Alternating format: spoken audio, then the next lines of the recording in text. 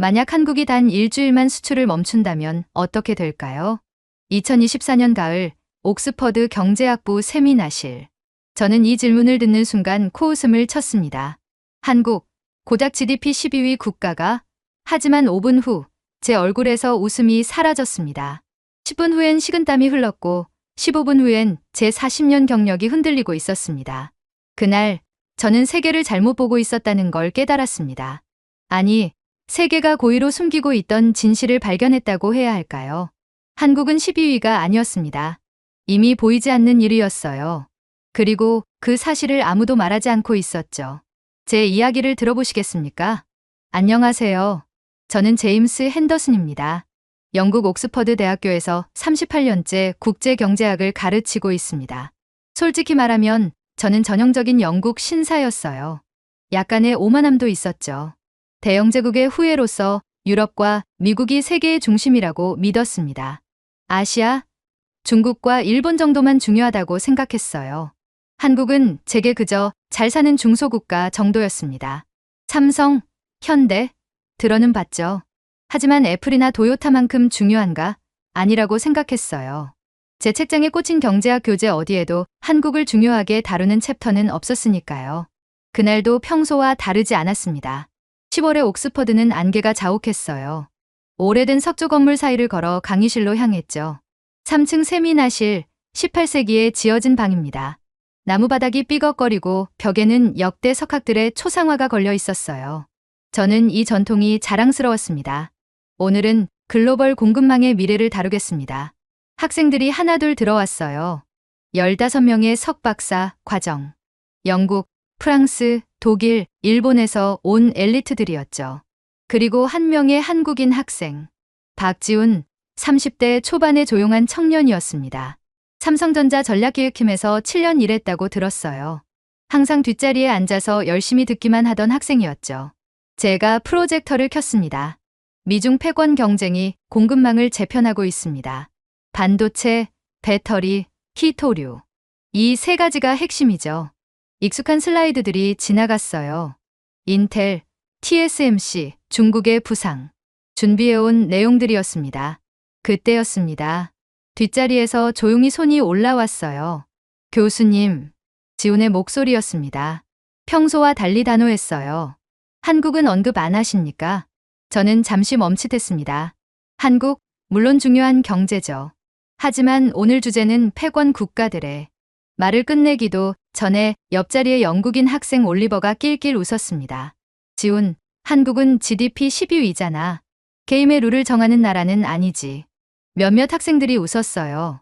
지훈의 얼굴이 약간 굳었습니다. 하지만 그는 노트북을 열었어요. 준비된 사람의 표정이었죠. 교수님, 그럼 이 질문에 답해 주시겠습니까?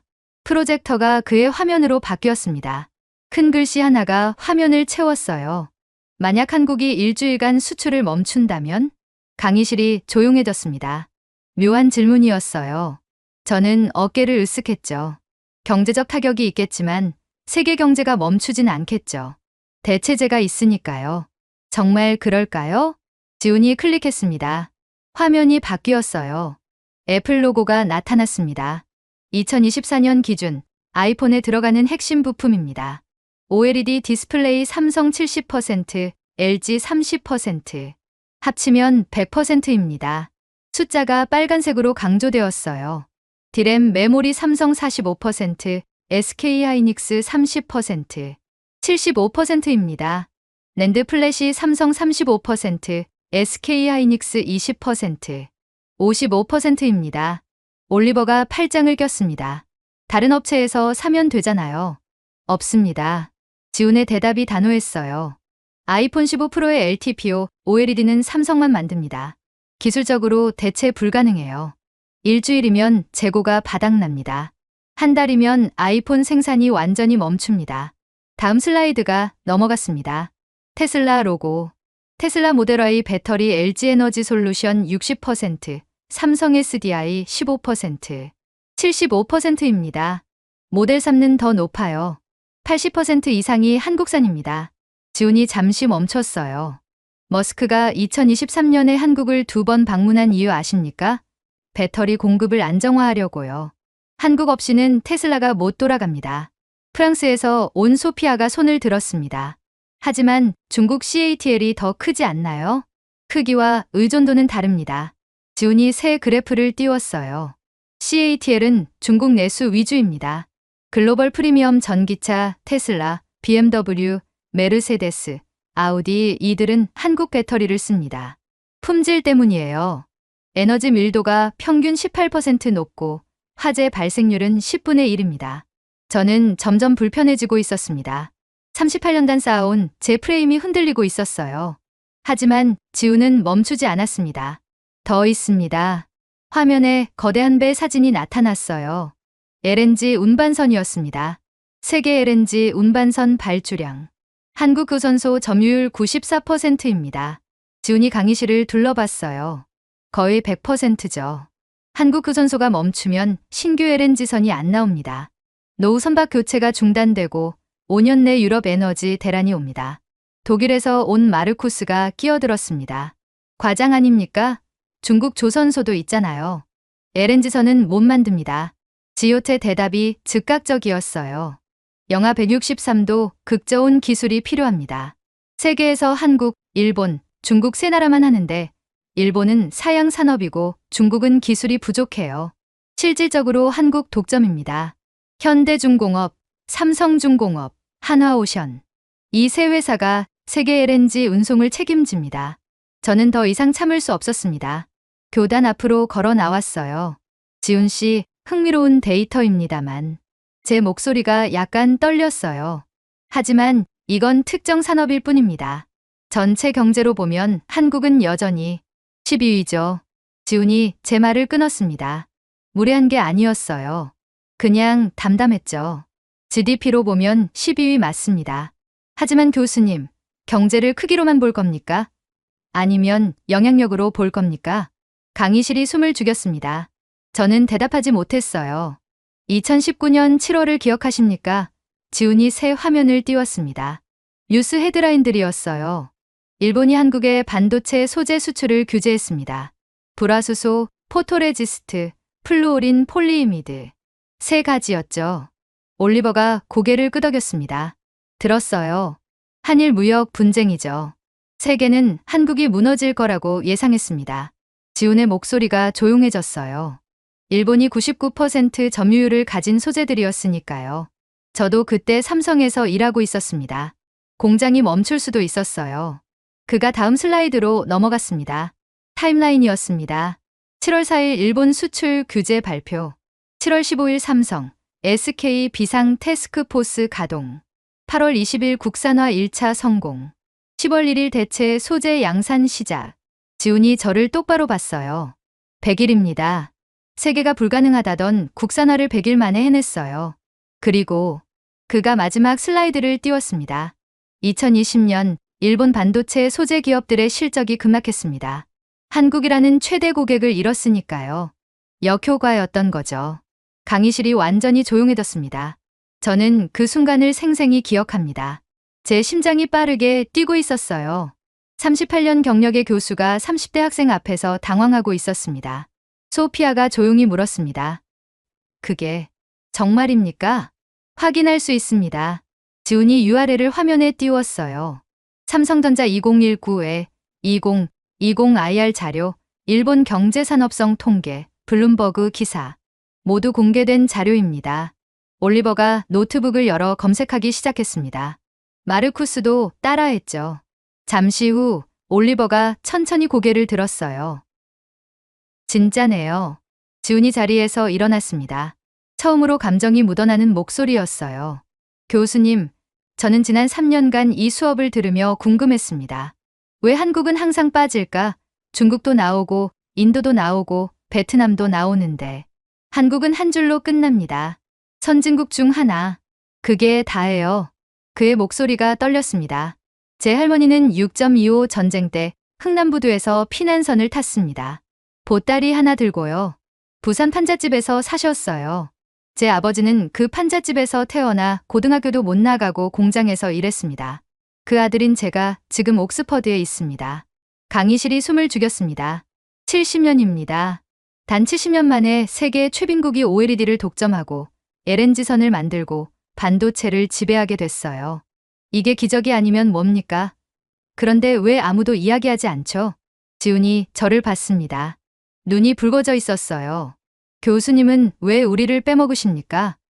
저는 할 말이 없었습니다. 그 순간이 제 인생의 전환점이었습니다. 여러분, 지금 이 이야기가 궁금하시다면 구독 버튼과 좋아요를 눌러주세요. 알림 설정까지 해두시면 다음 편을 가장 먼저 받아보실 수 있습니다. 세계가 숨기고 싶어하는 진실, 계속해서 밝혀드리겠습니다. 수업이 끝나고 아무도 일어나지 않았습니다. 저는 교단 앞에 선 채 멍하니 있었어요. 38년 만에 처음 겪는 일이었죠. 학생이 저를 가르친 겁니다. 수업 끝입니다. 제 목소리가 갈라졌어요. 학생들이 하나둘 나갔습니다. 지훈도 가방을 챙겼죠. 제가 그를 불렀습니다. 지훈 씨, 잠깐만요. 그가 멈췄습니다. 저는 그에게 다가갔어요. 미안합니다. 지훈이 눈을 크게 떴습니다. 아마 70대 영국인 교수가 사과하리라곤 예상 못했을 거예요. 당신 말이 맞습니다. 저는 제대로 보지 못했어요. 저는 창밖을 봤습니다. 옥스퍼드의 첨탑들이 보였죠. 저는 이 건물, 이 전통, 이 역사 속에서 40년을 살았습니다. 세계를 대영제국의 관점으로 봤어요. 미국과 유럽이 중심이고 나머지는 주변부라고 생각했죠. 한국은 그저 잘 사는 주변부 정도였습니다. 지훈이 조용히 들었어요. 하지만 당신이 보여준 건 다른 세계였습니다. 제가 보지 못했던 세계. 아니, 보려 하지 않았던 세계. 저는 그를 똑바로 봤습니다. 당신 할머니 이야기 혹시 더 들려줄 수 있습니까? 지훈이 잠시 망설였습니다. 그리고 천천히 입을 열었어요. 할머니는 2019년에 돌아가셨습니다. 93세였어요. 돌아가시기 일주일 전에 제가 영국 유학간다고 말씀드렸죠. 그의 목소리가 떨렸습니다. 할머니가 제 손을 잡으셨어요. 주름투성이 손이었죠. 그리고 이렇게 말씀하셨습니다. 지훈이 눈을 감았습니다. 지훈아, 할미는 배에서 내릴 때 아무것도 없었다. 손에 준 게 이 보따리 하나였어. 근데 너는 비행기 타고 영국 간다며? 공부하러? 할미는 글자도 모르는데. 너는 박사한다고? 이게 꿈이가 생시가? 그가 눈을 떴습니다. 눈물이 글썽였어요. 그게 마지막이었습니다. 일주일 후 돌아가셨어요.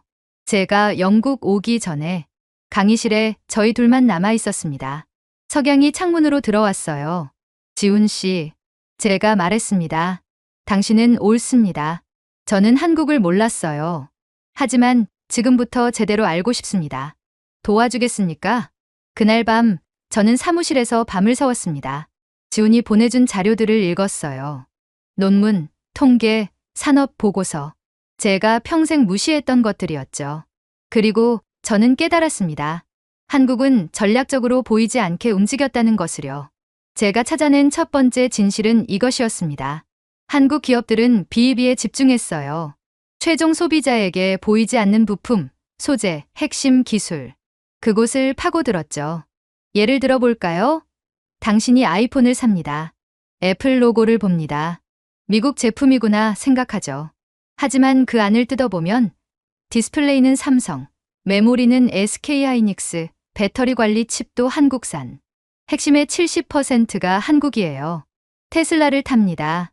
미국 전기차라고 생각합니다. 하지만 달리는 힘의 원천인 배터리는 LG에너지 솔루션.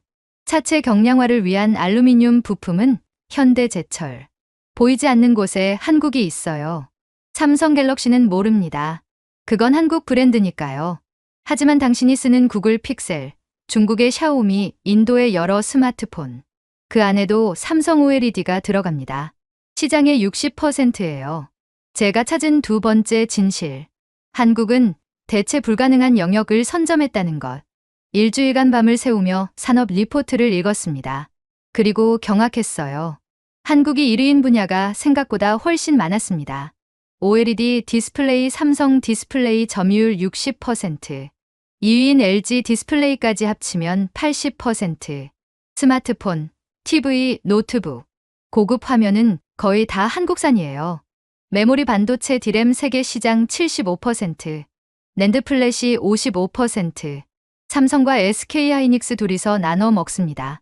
데이터 센터, AI 서버, 슈퍼컴퓨터, 메모리 없이는 작동 안 돼요. 2차 전지 전기차 배터리 프리미엄 시장 70%, LG, 삼성, SK 3총사, 유럽 자동차 회사들이 줄 서서 배터리 달라고 합니다. 조선 LNG선 94%, 컨테이너선 40%, 초대형 유조선 50%, 친환경 선박은 거의 독점. 세계 무역이 한국 배로 움직입니다. 그런데 제가 발견한 가장 충격적인 사실. 이것들은 단순한 점유율이 아니었어요. 기술 장벽이 있었습니다. LG, 디스플레이의 LTPO OLED. 이걸 만들 수 있는 회사가 세계에 둘입니다. 삼성과 LG. 애플이 아이폰 15 프로에 쓰려면 이 두 회사한테 무릎 꿇어야 해요. SK하이닉스의 HBM3 메모리. AI 칩의 핵심입니다. 엔비디아 H100 칩이 아무리 좋아도 SK 메모리 없으면 반쪽짜리예요. 엔비디아 CEO가 2023년에 한국을 3번 방문했습니다. 공급 확보하려고요. 현대중공업의 LNG선. 영하 163도 극저온 기술. 30년 노하우가 필요합니다. 중국이 돈 쏟아부어도 못 따라와요. 기술이 아니라 경험이 필요하거든요. 저는 깨달았습니다. 한국은 큰 게 아니라 깊은 나라였다는 것을요. 일주일 후 저는 지훈을 다시 불렀습니다. 제 연구실이었어요. 지훈 씨, 제안이 있습니다. 그가 의아한 표정을 지었죠. 공동 연구를 합시다. 주제는 보이지 않는 일이 한국 경제의 전략적 위치. 제가 40년간 놓친 것을 당신과 함께 정리하고 싶습니다. 지훈이 놀란 표정이었어요. 교수님이 저와 함께요? 당신이 주저자입니다. 제가 말했습니다. 저는 조력자예요. 이건 당신 할머니 세대의 이야기니까요. 보따리 하나 들고 내린 그 세대가 70년 만에 세계를 바꾼 이야기. 당신이 써야 합니다. 지훈의 눈이 붉어졌습니다. 하지만 교수님, 그가 말했습니다. 저는 아직 학생입니다. 교수님은 이 분야의 대가이시고, 대가는 겸손해야 합니다. 제가 웃었어요. 배울 줄 알아야 진짜 대가죠. 저는 70이 넘어서야 배우는 법을 다시 배웠습니다. 당신한테서요. 우리는 그날부터 6개월간 함께 연구했습니다. 저는 그 과정에서 더 많은 진실들을 발견했어요. 세 번째 진실. 한국의 속도 DNA였습니다. 빨리빨리. 한국 사람들이 입버릇처럼 하는 말이죠. 저는 이게 그저 성격인 줄 알았어요. 하지만 아니었습니다.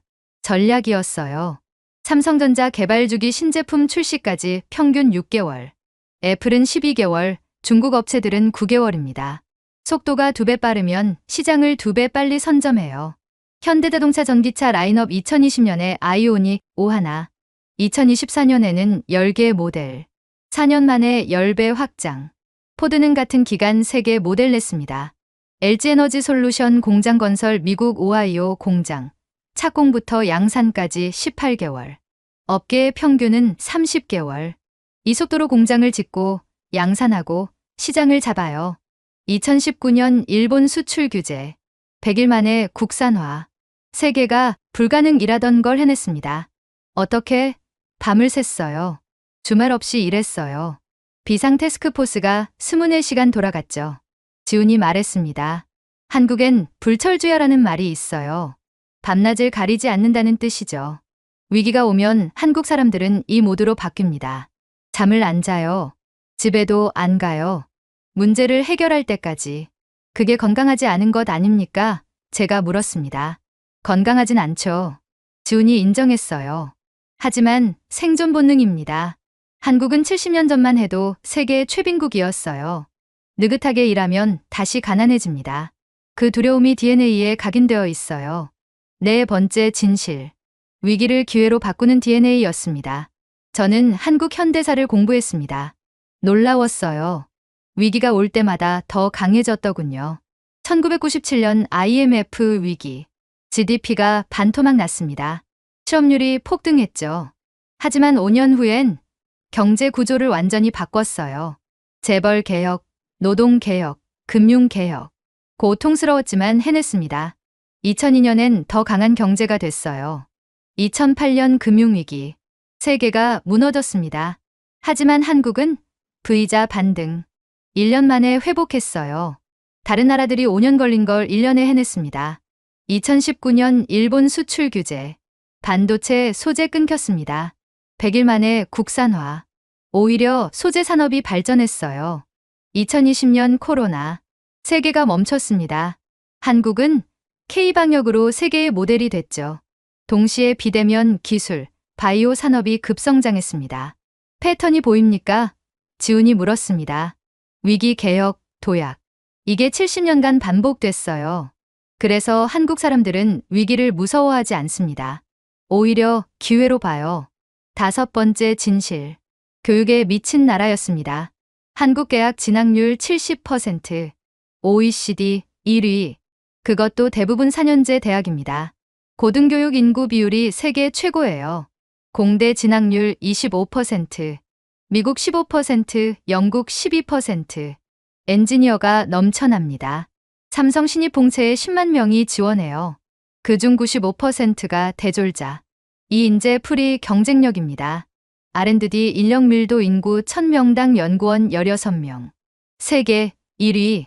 이스라엘보다 높아요. 작은 나라인데 연구원이 40만 명입니다. 사교육비 연간 26조 원. GDP의 1.5%. 부모들이 자식 교육에 올인해요. 경제적으로 비효율적이지만 결과적으로 인적 자본이 쌓입니다. 왜 이렇게까지 합니까? 제가 물었습니다. 배워야 살 수 있었으니까요. 지훈이 대답했어요. 1950년대 한국엔 자원이 없었어요. 석유도 없고 광물도 없고 땅도 좁았죠. 뭘로 먹고 살아요? 머리로 먹고 사는 수밖에 없었습니다. 그래서 배웠어요. 미친 듯이. 6번째 진실. 완벽주의 DNA였습니다. 삼성 반도체 수율 95%, 업계 평균 85%, 10%의 차이가 막대한 원가 경쟁력이 됩니다. 현대차 품질 2024년 JD파워 품질 조사 아시아 브랜드 1위. 도요타를 넘었어요. K드라마 제작비 에피소드당 평균 10억 원. 중국 드라마의 2배입니다. 돈을 더 써서 품질을 높여요. 그래서 넷플릭스를 장악했죠. 대충이 없습니다. 99%로는 만족 안 해요. 99.9%를 목표로 합니다. 이게 한국 제품의 경쟁력이에요. 6개월의 연구 끝에 우리는 논문을 완성했습니다. 180페이지짜리 논문이었어요. 제목은 The Invisible First South Korea's Strategic Position in Global Supply. 체인스 보이지 않는 1위 글로벌 공급망에서 한국의 전략적 위치. 2024년 봄 논문이 발표되었습니다. 하버드 비즈니스 리뷰에 실렸어요. 반응이 폭발적이었습니다. 한국을 완전히 오해하고 있었다. 파이낸셜 타임스, 공급망의 숨은 거인, 이코노미스트, 대체 불가능한 파트너, 월스트리트 저널, 유럽 정책 기반자들이 연락해왔습니다. 한국과의 협력을 강화하고 싶다고요. 독일 자동차 회사들이 한국 배터리 업체와 합작 공장을 늘렸어요. 프랑스 명품 브랜드들이 한국 IT 기업과 협업을 시작했죠. 그리고 2024년 가을 저는 서울에 왔습니다. 70평생 처음 한국에 온 거였어요. 지훈이 안내를 자청했죠. 교수님, 제 할머니 집이 있던 곳을 보여드리겠습니다. 우리는 부산으로 갔습니다. 영도라는 섬이었어요. 지훈의 할머니가 피난선에서 내려 처음 발을 디딘 곳이라고 했죠. 여기가 흥남부두입니다. 지훈이 바다를 가리켰어요. 1950년 12월 10만 명이 이 부두에서 배를 탔어요. 한겨울이었죠. 할머니도 그중 한 명이었습니다. 저는 바다를 봤습니다. 차가운 겨울 바다였을 거예요. 보따리 하나 들고 내렸다고 하셨죠? 네. 지훈이 고개를 끄덕였어요. 그게 전부였답니다. 쌀 한 돼, 옷 2벌, 담요 하나. 그걸 들고 낯선 땅에 내렸어요. 아무것도 없었죠. 갈 곳도 없었고요. 그래서 판잣집을 지으셨대요. 남의 땅에 무단으로요. 새빵살이 하다가 나중에 조그만 집을 장만하셨고 거기서 자식 6을 키우셨어요. 제 아버지가 둘째였습니다. 우리는 언덕을 올라갔습니다. 지금은 깨끗한 주택가였어요. 지훈이 한 집 앞에 멈춰 섰습니다. 여기였습니다. 할머니, 판잣집이. 그가 조용히 말했어요. 아버지한테 들었어요. 비 오면 물이 새고 여름엔 더워 죽을 것 같고 겨울엔 추워서 이불을 3장 덮었대요. 그래도 할머니는 포기하지 않으셨답니다. 왜 포기하지 않으셨을까요? 지훈이 미소 지었습니다. 자식들 때문이었대요. 자식들은 배우게 해야 한다고. 자신은 글자를 모르니까 자식들만큼은 학교에 보내야 한다고. 그게 할머니의 꿈이었답니다. 이루셨나요? 네. 지훈이 고개를 끄덕였어요. 6 자식 모두 중학교는 마쳤어요. 아버지와 삼촌 2분은 고등학교도 나왔고요. 당시로선 대단한 거였답니다. 우리는 다시 부두로 내려왔습니다. 석양이 바다를 물들이고 있었어요. 교수님, 지훈이 말했습니다. 할머니 같은 분이 수백만 명이었어요.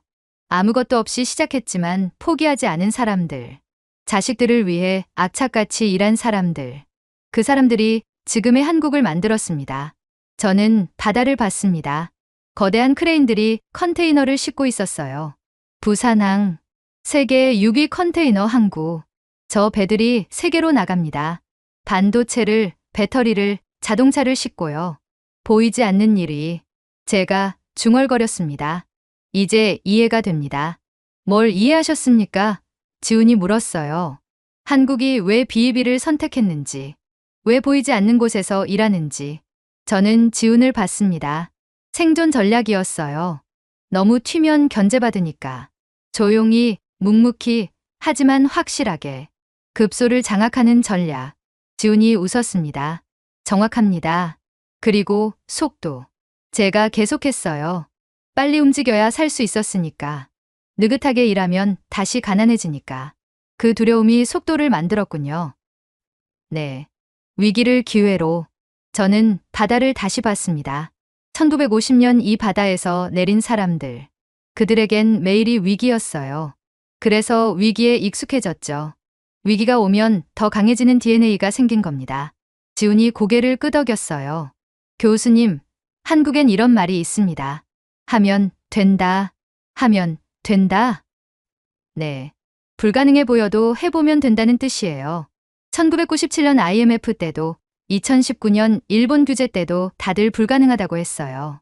하지만 해냈어요. 해보니까 됐습니다. 저는 그 말을 곱씹었습니다. 하면 된다. 영어로는 just do it 정도일까요? 하지만 느낌이 다릅니다. 나이키 슬로건은 개인주의적이에요. 한국에 하면 된다는 집단적입니다. 우리가 함께 하면 된다는 뜻이죠. 서울로 돌아오는 기차 안에서 저는 창밖을 봤습니다. 공장들이 스쳐 지나갔어요. 굴뚝에서 연기가 나오고 불빛이 밤을 밝히고 있었죠. 24시간 돌아가는 공장들. 지훈 씨, 제가 물었습니다. 한국의 미래는 어떻게 될까요? 지훈이 생각했습니다. 한참을 침묵하다가 입을 열었어요. 솔직히 모르겠습니다. 인구는 줄어들고 중국은 추격해오고 북한 리스크도 있죠. 쉽지 않을 겁니다. 하지만 그가 미소 지었어요. 한국 사람들은 포기를 모릅니다. 제 할머니처럼요. 어려워지면 더 악착같이 합니다. 그게 70년간 반복됐어요. 앞으로도 그럴 겁니다. 저는 고개를 끄덕였습니다. 그리고 깨달았어요. 한국의 진짜 자산은 반도체도 배터리도 아니라는 것을. 포기하지 않는 사람들. 그게 진짜 자산이었습니다. 옥스퍼드로 돌아온 후 저는 커리큘럼을 바꿨습니다. 글로벌 경제론 수업에 한국 챕터를 추가했어요. 3주 분량입니다. 제목은 보이지 않는 거인 한국의 전략이었죠. 첫 수업날 새 학생들이 들어왔습니다. 저는 첫 슬라이드를 띄웠어요. 만약 한국이 일주일간 수출을 멈춘다면? 학생들이 웃었습니다. 1년 전에 저처럼요. 한국은 GDP 12위입니다. 작은 나라죠. 하지만 저는 잠시 멈췄어요. 이 작은 나라가 멈추면 세계가 멈춥니다. 왜 그럴까요? 오늘부터 3주간 그 이유를 배워보겠습니다. 저는 이제 압니다. 크기가 전부가 아니라는 것을. 보이는 게 전부가 아니라는 것을. 한국은 작지만 깊고 조용하지만 강하고 12위지만 실질적으로 1위인 나라라는 것을요. 그리고 무엇보다 70년 전 보따리 하나 들고 배에서 내린 사람들의 후손이 지금 세계를 움직이고 있다는 것을요. 여러분은 어떻게 생각하시나요? 한국이 정말 보이지 않는 1위일까요? 여러분의 생각을 댓글로 남겨주세요. 그리고 이 이야기가 의미 있으셨다면 구독과 좋아요, 알림 설정 부탁드립니다. 세계가 주목하지 않는 진실들을 계속 전해드리겠습니다. 마지막으로 건강 이야기 하나 하겠습니다. 이렇게 긴 영상 보시느라 허리 불편하신 분들 많으시죠? 특히 시니어 여러분들, 허리 건강 정말 중요합니다. 저도 오래 앉아서 연구하다 보니 허리가 안 좋아졌거든요. 최근에 크로스 메디컬 1등급 허리보호대 사용해보니 확실히 다르더라고요. 일반 보호대와는 차원이 다릅니다. 자세한 정보는 영상 설명란에 링크 걸어두었으니 참고하세요. 건강한 허리로 더 많은 좋은 이야기 함께 나눠요. 감사합니다.